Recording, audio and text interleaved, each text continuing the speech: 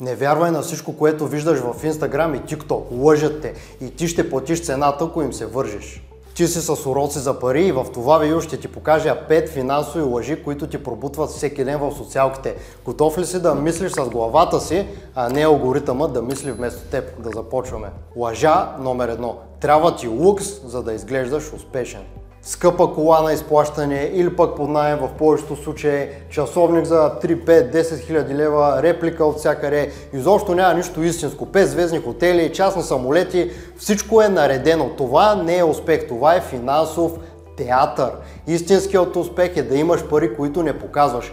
Никога не показвай на който и да е колко пари имаш в джоба. Така ставаш уязвим и всъщност предаваш себе си. Никой не трябва да го интересува и ако ти използваш това като оръжие, просто никой няма да погледне на теб сериозно, дългосрочно, да казваш колко пари имаш. Ала бала. Както и преди съм ти казвал, истинското богатство се изгражда в тишината. Тези, които много се перчат, те обикновено не само нямат нищо, ами и са задлъжнели до ушите да се показват, че уши имат. Не ставай като тях и най-вече не идей да искаш да бъдеш като тях, защото това ще означава ти да си фалшив човек, защото те са такива. Лъжа номер 2. Ще станеш богат за 30 дни с ето тази програма. Купи този курс само за 9999 лева и 99 стотинки на 20 равни вноски на изплащане може даже да го вземеш и ще станеш богат от нищото за винаги. Правнуците ти чак няма да имат проблеми с парите. Мега богатство ще направиш и то само за 30 дни. Или пък търгувам от телефона си и печеля по 500 лева на ден, или пък отделям само по 30 минути на ден и вече съм милионер от трейдване на някакви там простоти. Просто спри. Това е примамка. Богатството се гради, то не се копира. Ти си го изграждаш. Не чакай на някой да ти даде вълшебната формула на тебе. Няма такава, повярвай ми. В това съм се убедил толкова много години, най-вече като онлайн предприемач. Никой не може да ти покаже и да ти даде парите в ръцете. Това са пълни, ама пълни простоти, да го знаеш от мен. Бягай от такива глупости. Истински устойчивите неща се случват бавно с натрупване. Истински богатите, стабилно богатите хора, те забогатяват бавно, а не бързо. Като искаш бързо, отиди и си пусни едно тото, пробвай си късмета, ще ти струва 2-3-5 лева там, няма да ти струва някой да те лъже за 10 000 лева, нали? Аре малко по-сериозно. Лъжа номер 3. Изхарчи парите, пак ще изкараш така или иначе. Живей си живота, не мисли за утре, живей тук и сега, носи си новите дрехи, хапвай, пивай, това е живота. Да, ама когато утре дойде и нямаш 10 лева един сандвич да си вземеш, трябва да ходиш при баба ти да ти намаже една филия с лютиница там или с нещо друго, нали? С пастет, например. Или пък ако си по-голям и нямаш 10-20 лева за бензин да отидеш до работа, ще врънкаш на майка ти или на баща ти да ти преведат някой лев, нали? Социалките няма да ти купят нито сандвич, нито ще ти напълнят резервуара. Така че ти си направи добре сметката, остави кой каквото ти разправя, че животът бил само един. Първо плати на себе си, после се забавлявай. Има си неща, които трябва да следват определена поредност.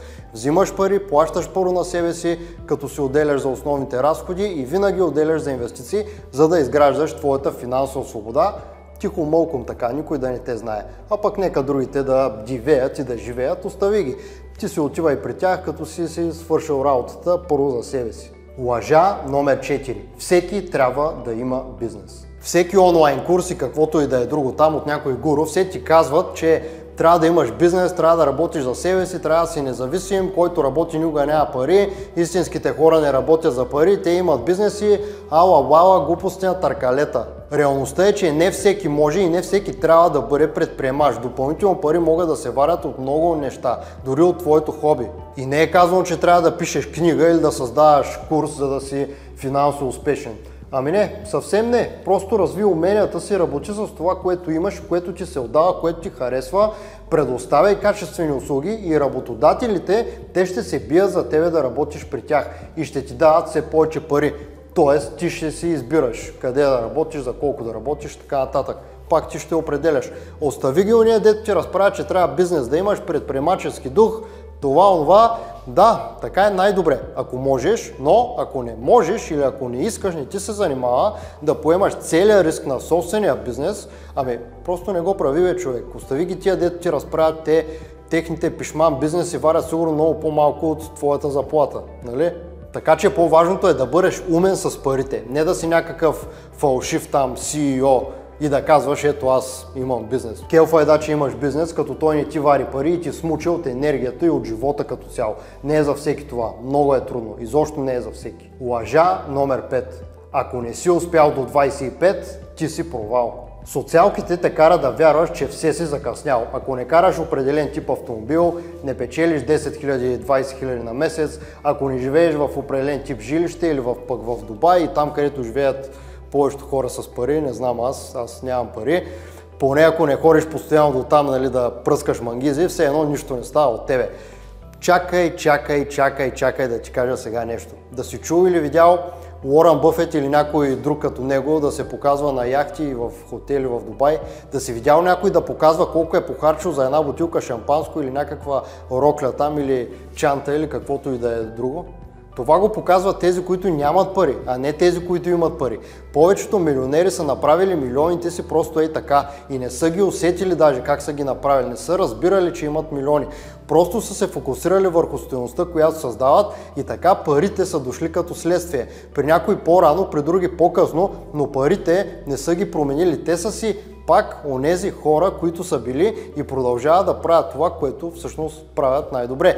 Тези, дето ти разправят, че това трябва да правиш, онова трябва да правиш сега и че няма време, те бърза, за да им дадеш пари ти на тях. За това ти го казват. За да им платиш, да им купиш скапаната там програма по финансова независимост за 30 дни или за 3 дни, колкото там е периода. Все по-къси стават между другото. Така че не дей да искаш да имаш определени неща. Най-лесният и сигурен начин да ги получиш е просто като ги заслужаваш. Те сами ще дойдат при тебе като част от естественото ти развитие. Така че изобщо не се притеснявай, за всичко си има време и животът се случва поетапно.